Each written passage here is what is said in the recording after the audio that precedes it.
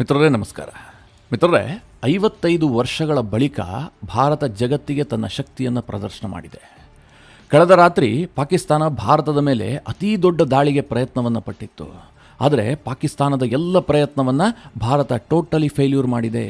ಒಂದೇ ಒಂದು ಸಣ್ಣ ಯಶಸ್ಸನ್ನು ಕೂಡ ಪಾಕಿಸ್ತಾನಕ್ಕೆ ಸಿಗದಂತೆ ನೋಡಿಕೊಂಡಿದೆ. ಇಷ್ಟು ದಿನ ಇಸ್ರೇಲ್ ದಾಳಿಯನ್ನು ತಡೀತು, ಇರಾನ್ ಹಾಕಿದಂತಹ ಮಿಸೈಲ್ಗಳನ್ನು ಹೊಡೆದುರುಳಿಸ್ತು, ಅಥವಾ ಹಮಾಸ್ ಅವರು ಕಳುಹಿಸಿದಂತಹ ಎಲ್ಲ ಮಿಸೈಲ್ಗಳನ್ನು ಇಂಟರ್ಸೆಪ್ಟ್ ಮಾಡ್ತು ಅನ್ನುವಂಥ ಸುದ್ದಿಯನ್ನು ಕೇಳ್ತಾ ಇದ್ವಿ. ಮಿತ್ರರೇ, ಈಗ ಭಾರತ ಅದೇ ರೀತಿಯ ಸಾಧನೆಯನ್ನು ಮಾಡಿದೆ. ಪಾಕಿಸ್ತಾನ ಕಳುಹಿಸಿದಂಥ ಎಲ್ಲ ಮಿಸೈಲ್ಗಳನ್ನು, ಎಲ್ಲ ಡ್ರೋನ್ಗಳನ್ನು ಭಾರತ ಗಾಳಿಯಲ್ಲೇ ಹೊಡೆದು ಹಾಕಿದೆ. ನಾವೆಷ್ಟು ಸುರಕ್ಷಿತವಾದಂತಹ ಏರ್ ಡಿಫೆನ್ಸ್ ಸಿಸ್ಟಮನ್ನು ಹೊಂದಿದ್ದೀವಿ ಅಂತ ಜಗತ್ತಿಗೆ ತೋರಿಸ್ತಾ ಇದೆ ಭಾರತ. ನಿಜಕ್ಕೂ ಕೂಡ ಪಾಕಿಸ್ತಾನಕ್ಕೆ ಭಾರತದ ಶಕ್ತಿಯನ್ನು ಕಂಡು ಅಕ್ಷರಶಃ ನಡುಗು ಹೋಗಿದೆ. ಕಳೆದ ರಾತ್ರಿ ನಿದ್ದೆ ಇಲ್ಲದ ರಾತ್ರಿ.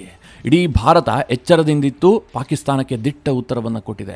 ಬಹಳ ದೊಡ್ಡ ದೊಡ್ಡ ಬೆಳವಣಿಗೆಗಳಾಗಿದೆ. ಪಾಕಿಸ್ತಾನ ಯಾವ ರೀತಿಯಾಗಿ ದಾಳಿ ಮಾಡಿತು, ಭಾರತ ಯಾವ ರೀತಿಯಾಗಿ ಪ್ರತ್ಯುತ್ತರವನ್ನು ಕೊಡ್ತು, ಜೊತೆಗೆ ಪಾಕಿಸ್ತಾನದ 3 ಫೈಟರ್ ಜೆಟ್ಗಳನ್ನು ಭಾರತ ಉಡಾಯಿಸಿದೆ.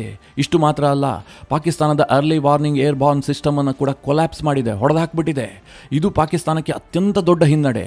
ಈ ಎಲ್ಲ ಘಟನೆಗಳ ಇಂಚಿಂಚು ಮಾಹಿತಿಯನ್ನು ಈ ವಿಡಿಯೋದಲ್ಲಿ ನಿಮಗೆ ಡೀಟೇಲ್ ಆಗಿ ನೀಡ್ತೀನಿ. ರಾತ್ರಿ ಏನೇನಾಯಿತು, ಭಾರತ ಅದಕ್ಕೆ ಏನು ಮಾಡ್ತು, ಪ್ರತಿಯೊಂದನ್ನು ಕೂಡ ನಿಮಗೆ ತಿಳಿಸುವಂತಹ ಪ್ರಯತ್ನ ಮಾಡ್ತೀನಿ. ನೀವು ಈ ವಿಡಿಯೋನ ಕೊನೆವರೆಗೂ ಮಿಸ್ ಮಾಡದೆ ನೋಡಿ. ಮಿತ್ರರೇ, ನಿಜವಾಗ್ಲೂ ಭಾರತದ ಬಗ್ಗೆ ಬಹಳ ಹೆಮ್ಮೆ ಅನಿಸುತ್ತೆ. ನಮ್ಮ ಸೈನಿಕರ ಬಗ್ಗೆ, ನಮ್ಮ ವ್ಯವಸ್ಥೆಯ ಬಗ್ಗೆ, ನಮ್ಮ ಟೆಕ್ನಾಲಜಿಯ ಬಗ್ಗೆ ಭಾರತೀಯರು ತುಂಬ ಹೆಮ್ಮೆ ಪಡಬೇಕು. ಅಂತಹ ಸಾಧನೆಯನ್ನು ಭಾರತದ ಮಿಲಿಟರಿ ಕಳೆದ ರಾತ್ರಿ ಮಾಡಿದೆ. ಭಾರತ ಮತ್ತು ಪಾಕಿಸ್ತಾನದ ನಡುವೆ ರಾತ್ರಿ ನಡೆದಂತಹ ಪ್ರತಿ ಘಟನೆಯನ್ನು ವಿವರಿಸೋದಾದರೆ, ನಿಮಗೆಲ್ಲ ಗೊತ್ತಿರುವ ಹಾಗೆ ಮೇ 7ರಂದು ಭಾರತ ಆಪರೇಷನ್ ಸಿಂಧೂರ ಕಾರ್ಯಾಚರಣೆಯನ್ನು ಕೈಗೊಳ್ಳಿತು. ಅದಕ್ಕೆ ಪ್ರತಿಯಾಗಿ ಮೇ 8ರಂದು ಪಾಕಿಸ್ತಾನ ಭಾರತದ ಮೇಲೆ ದೊಡ್ಡ ದಾಳಿಗೆ ಒಂದು ಯೋಜನೆಯನ್ನು ರೂಪಿಸಿತ್ತು.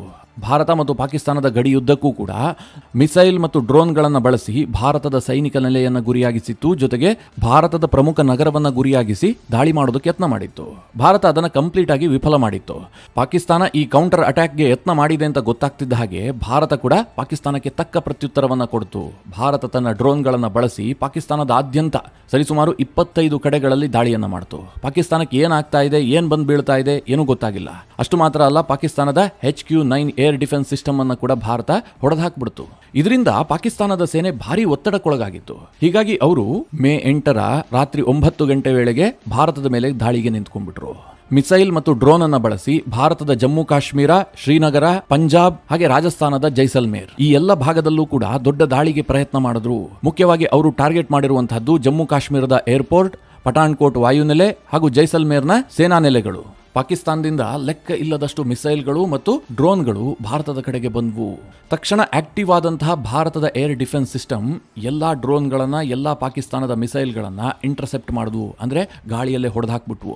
ಮಿತ್ರರೇ, ಮಾಧ್ಯಮಗಳು ತೋರಿಸ್ತಾ ಇದ್ವಲ್ಲ ವಿಜುವಲ್ಸ್, ಅದನ್ನ ನೋಡಿದ್ರೆ ಈ ಭಾಗದಲ್ಲಿ ಏನಾದರೂ ದೀಪಾವಳಿ ಆಗ್ತಾ ಇದೆಯಾ ಅಂತ ಅನಿಸ್ತಾ ಇತ್ತು. ದೀಪಾವಳಿ ಟೈಮಲ್ಲಿ ಹೂಕುಂಡ ಸಿಡಿಸ್ತೀವಲ್ಲ ಆಗಸದಲ್ಲಿ, ಆ ರೀತಿಯಾಗಿ ಭಾರತದ ಸೇನೆ ಪಾಕಿಸ್ತಾನದ ಡ್ರೋನ್ಗಳನ್ನ ಮತ್ತು ಮಿಸೈಲ್ಗಳನ್ನ ಆಗಸದಲ್ಲೇ ಉಡಾಯಿಸ್ಬಿಡ್ತು. ಇದರ ನಡುವೆ ಧರ್ಮಶಾಲಾ ಕ್ರಿಕೆಟ್ ಸ್ಟೇಡಿಯಂ ನಲ್ಲಿ ಪಂಜಾಬ್ ಮತ್ತು ದೆಹಲಿ ನಡುವೆ ಪಂದ್ಯ ನಡೀತಾ ಇತ್ತು. ಅದನ್ನು ಕೂಡ ರದ್ದುಪಡಿಸಲಾಯಿತು. ಬ್ಲಾಕ್ಔಟ್ ಮಾಡಿ ಸುರಕ್ಷಿತವಾಗಿ ಎಲ್ಲರನ್ನ ಇವ್ಯಾಕ್ಯುಯೇಟ್ ಮಾಡುವಂತಹ ಕೆಲಸವನ್ನು ಕೂಡ ಭಾರತ ಮಾಡಿತು. ಅಂದ್ರೆ ಯಾವುದೇ ರಿಸ್ಕ್ ಬೇಡ ಅಂತ. ಮಿತ್ರರೇ, ಯಾವಾಗ ಪಾಕಿಸ್ತಾನ ನಿರಂತರವಾಗಿ ಭಾರತದ ಕಡೆಗೆ ಮಿಸೈಲ್ ದಾಳಿಯನ್ನು ಮಾಡೋದಕ್ಕೆ ಶುರು ಮಾಡ್ತು, ಡ್ರೋನ್ಗಳನ್ನು ಹಾರಿಬಿಡ್ತು, ತಕ್ಷಣ ಭಾರತ ಅದೇ ರೀತಿಯಾಗಿ ಪಾಕಿಸ್ತಾನಕ್ಕೆ ಪ್ರತ್ಯುತ್ತರ ಕೊಡೋದಕ್ಕೆ ನಿಂತ್ಕೊಂಡ್ಬಿಡ್ತು. ಆರಂಭದಲ್ಲಿ ಸಿಕ್ಕಂತಹ ಭಾರತಕ್ಕೆ ಯಶಸ್ಸೇನು ಕೇಳಿದ್ರೆ, ಪಾಕಿಸ್ತಾನದ 2 J-17 ಯುದ್ಧ ವಿಮಾನಗಳನ್ನು ಹೊಡೆದಾಕ್ತು. ಅದಾಗ್ತಿದ್ದ ಹಾಗೆ ಒಂದು F-16 ಯುದ್ಧ ವಿಮಾನಗಳನ್ನು ಕೂಡ ಭಾರತ ಹೊಡೆದಾಕ್ತು. ಮಿತ್ರರೇ, ಈ ಬಗ್ಗೆ ಭಾರತ ಸರ್ಕಾರ ಇದುವರೆಗೆ ಹೇಳಿಲ್ಲ. ಅಂದ್ರೆ ಯಾವುದೇ ಅಫಿಷಿಯಲ್ ಕನ್ಫರ್ಮೇಷನ್ ಅನ್ನು ಭಾರತ ಕೊಟ್ಟಿಲ್ಲ, ಪಾಕಿಸ್ತಾನ ಕೊಟ್ಟಿದೆ. ಪಾಕಿಸ್ತಾನದ ಮಿಲಿಟರಿ ವಕ್ತಾರ ತಕ್ಷಣ ಪ್ರೆಸ್ ಮೀಟ್ ಅನ್ನ ಮಾಡಿ ದೇಶಕ್ಕೆ ತಿಳಿಸಿದ್ದಾನೆ, ನಾವು ಈ ದಾಳಿಯಲ್ಲಿ ದುರದೃಷ್ಟವಶಾತ್ 2 ಫೈಟರ್ ಜೆಟ್ಗಳನ್ನು ಕಳೆದುಕೊಂಡಿದ್ದೀವಿ, ನಮ್ಮ ಸೈನಿಕರು ಹುತಾತ್ಮರಾಗಿದ್ದಾರೆ, ಇದು ಪಾಕಿಸ್ತಾನದ ಸೇನೆಗೆ ದೊಡ್ಡ ನಷ್ಟ ಅಂತ ಆತನೇ ಒಪ್ಕೊಂಡಿದ್ದಾನೆ. ಪಾಕಿಸ್ತಾನ ಒಪ್ಕೊಂಡಿದೆ. ಆದರೆ ಅವರು F-16 ಅನ್ನ ಭಾರತ ಹೊಡೆದಾಕಿದೆ ಅಂತ ಒಪ್ಕೊಂಡಿಲ್ಲ. ಅದಕ್ಕೆ ಅನೇಕ ಕಾರಣಗಳಿದೆ. ಯಾಕೆಂದ್ರೆ ಅಮೆರಿಕ ನಿರ್ಮಿತ F-16 ಅನ್ನ ಯುದ್ಧದಲ್ಲಿ ಬಳಸೋದಕ್ಕೆ ಅವರಿಗೆ ಅವಕಾಶವೇ ಇರಲಿಲ್ಲ. ಅಮೆರಿಕ ಬಹಳ ಸ್ಪಷ್ಟವಾಗಿ ಹೇಳಿತ್ತು, ಭಾರತದ S-400 ವಿರುದ್ಧವಾಗಿ ನೀವು F-16 ಅನ್ನು ಬಳಸಿದ್ದೆ ಆದರೆ ಭಾರತ ಹೊಡೆದಾಕುತ್ತೆ, ಇದು ಅಮೆರಿಕದ ಮಿಲಿಟರಿ ಹಾರ್ಡ್ವೇರ್ಗೆ ಬಹಳ ಕೆಟ್ಟ ಹೆಸರು ಬರುತ್ತೆ, ಹೀಗಾಗಿ ಅದನ್ನು ಬಳಸಬೇಡಿ ಅಂತ ಅಮೆರಿಕ ಸೂಚನೆಯನ್ನು ಕೊಟ್ಟಿತ್ತು. ಆದಾಗ್ಯೂ ಕೂಡ ಪಾಕಿಸ್ತಾನ ತನ್ನ F-16 ಅನ್ನು ಭಾರತದೊಳಗೆ ನುಗ್ಗಿಸುವಂತಹ ಪ್ರಯತ್ನವನ್ನು ಮಾಡಿತ್ತು. ಹೀಗಾಗಿ ಭಾರತ ಕೌಂಟರ್ ಅಟ್ಯಾಕ್ ಮಾಡಿ F-16 ಅನ್ನು ಕೂಡ ಹೊಡೆದಾಕಿದೆ. ಅಲ್ಲಿಗೆ ಪಾಕಿಸ್ತಾನ ಅಫಿಷಿಯಲ್ ಕನ್ಫರ್ಮೇಷನ್ ಕೊಟ್ಟಿರೋದು 2 J-17 ಅನ್ನು ಭಾರತ ಹೊಡೆದಾಕಿದೆ ಅಂತ. ಜೊತೆಗೆ ಭಾರತದ ಮಾಧ್ಯಮಗಳು ವರದಿ ಮಾಡಿರುವಂತೆ ಒಂದು F-16 ಅನ್ನು ಕೂಡ ಭಾರತ ಈಗಾಗಲೇ ನ್ಯೂಟ್ರಲೈಸ್ ಮಾಡಿಬಿಟ್ಟಿದೆ. ಮಿತ್ರರೇ, ಇದಿಷ್ಟು ಮಾತ್ರ ಅಲ್ಲ, ಪಾಕಿಸ್ತಾನದ ಪಂಜಾಬ್ ಪ್ರಾಂತ್ಯದಲ್ಲಿ early warn air Born system ಅನ್ನು ಇಟ್ಕೊಂಡಿತ್ತು.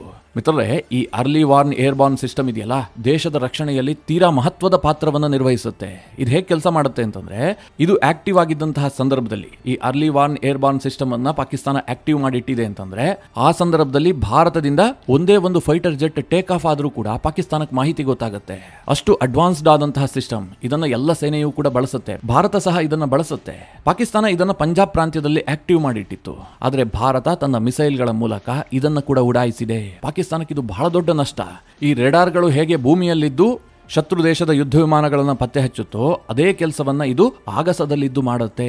ಇನ್ನೊಂದು ದೇಶದ ವಿಮಾನ ಟೇಕ್ ಆಫ್ ಆಗ್ತಿದ್ದಂತೆ ಇದು ಮಾಹಿತಿಯನ್ನು ರವಾನಿಸ್ತಾ ಇತ್ತು. ಅಂತಹ ಅರ್ಲಿ ವಾರ್ನ್ ಏರ್ಬಾರ್ನ್ ಸಿಸ್ಟಮ್ ಅನ್ನೇ ಭಾರತ ಈಗ ಉಡಾಯಿಸಿದೆ.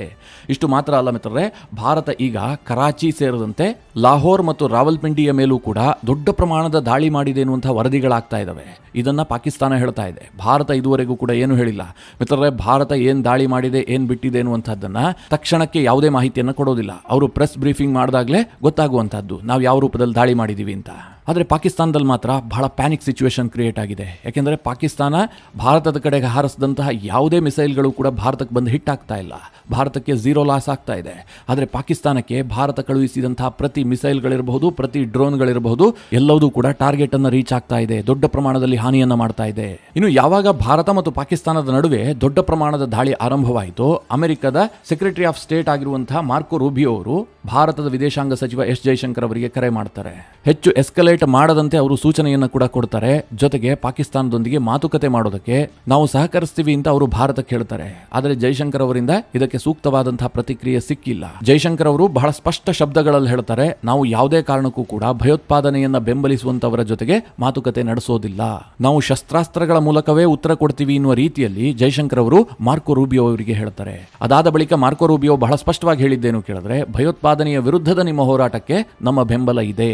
ನಿನ್ನೆ ರಾತ್ರಿ ಯುಎಸ್ ಸೆಕ್ರೆಟರಿ ಆಫ್ ಸ್ಟೇಟ್ ತನ್ನ ಅಫಿಷಿಯಲ್ ಸ್ಟೇಟ್ಮೆಂಟ್ ನಲ್ಲೂ ಕೂಡ ಇದೇ ಪದಗಳಲ್ಲಿ ಸ್ಟೇಟ್ಮೆಂಟ್ ಅನ್ನು ಕೂಡ ರಿಲೀಸ್ ಮಾಡಿದ್ದಾರೆ. ಅದಾಗ್ತಿದ್ದ ಹಾಗೆ ಪಾಕಿಸ್ತಾನದ ಪ್ರಧಾನಿ ಶಹಬಾಜ್ ಶರೀಫ್ ಅವರಿಗೂ ಕೂಡ ಮಾರ್ಕೊ ರೂಬಿಯೋ ಕರೆ ಮಾಡಿ ಮಾತನಾಡ್ತಾರೆ. ಒಟ್ನಲ್ಲಿ ಮಿತ್ರರೇ, ಪಾಕಿಸ್ತಾನ ಭಾರತದ 15 ನಗರಗಳನ್ನು ಟಾರ್ಗೆಟ್ ಮಾಡಿ ನಿನ್ನೆ ದಾಳಿಗೆ ಯತ್ನ ಮಾಡಿತ್ತು. ಆದರೆ ಭಾರತ ಎಲ್ಲವುದನ್ನ ತಡೆದಿದೆ. ಪಾಕಿಸ್ತಾನದ ಈ ಮಿಸೈಲ್ ಮತ್ತು ಡ್ರೋನ್ ದಾಳಿಯಿಂದಾಗಿ ಭಾರತಕ್ಕೆ ಯಾವುದೇ ರೀತಿಯಲ್ಲೂ ಪ್ರಾಣಹಾನಿಯಾಗಿಲ್ಲ, ಯಾವುದೇ ವಸ್ತುಗಳ ನಾಶವೂ ಕೂಡ ಆಗಿಲ್ಲ, ನಮ್ಮ ಮಿಲಿಟರಿ ಇನ್ಫ್ರಾಸ್ಟ್ರಕ್ಚರ್ಗೂ ಕೂಡ ಒಂದು ಎಳ್ಳಷ್ಟು ತೊಂದರೆ ಆಗಿಲ್ಲ. ಪಾಕಿಸ್ತಾನದ ಎಲ್ಲ ದಾಳಿಯನ್ನ ಭಾರತ 100% ಇಂಟರ್ಸೆಪ್ಟ್ ಮಾಡಿದೆ. ಮಿತ್ರರೇ, ಇದು ಭಾರತದ ಅತಿ ದೊಡ್ಡ ಸಾಧನೆ. ಭಾರತ ಯಾವ ರೀತಿಯಾಗಿ ಬದಲಾಗಿದೆ, ಸೈನಿಕವಾಗಿ ಯಾವ ರೀತಿಯ ತಂತ್ರಜ್ಞಾನವನ್ನು ಅಳವಡಿಸಿಕೊಳ್ತಾ ಇದೆ, ಇವತ್ತು ನಾವು ಟೆಕ್ನಾಲಜಿಯಲ್ಲಿ ಎಷ್ಟು ಮುಂದುವರೆದಿದ್ದೀವಿ ಅನ್ನೋದಕ್ಕೆ ಇದು ಬೆಸ್ಟ್ ಎಕ್ಸಾಂಪಲ್. ಪಾಕಿಸ್ತಾನ ಡೆಸ್ಪರೇಟ್ ಆಗಿ ಹೋಗಿದೆ. ಯಾಕೆಂದ್ರೆ ಅವರು ಏನೇ ದಾಳಿ ಮಾಡಿದ್ರು ಕೂಡ ಭಾರತ ಅದನ್ನು ತಡಿತಾ ಇದೆ. ಜೊತೆಗೆ ಅವರ ಫೈಟರ್ ಜೆಟ್ಗಳನ್ನು ಕೂಡ ಕಳೆದುಕೊಂಡಿದ್ದಾರೆ.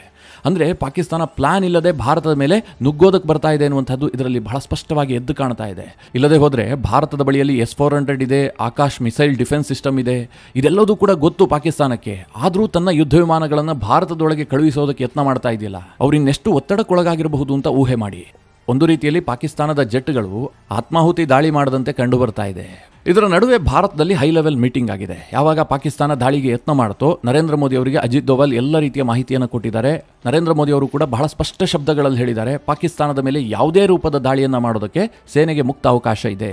ಅಂದ್ರೆ ಭಾರತದ ರಕ್ಷಣೆಗೆ ಸೇನೆ ಏನೇ ಕ್ರಮಗಳನ್ನು ಕೈಗೊಳ್ಳಬಹುದು, ಆನ್ ಸ್ಪಾಟ್ ಡಿಸಿಷನ್ ಅನ್ನು ತೆಗೆದುಕೊಳ್ಳಬಹುದು ಅಂತ ಪರಮಾಧಿಕಾರವನ್ನ ಮತ್ತೊಮ್ಮೆ ಕೊಟ್ಟಿದ್ದಾರೆ.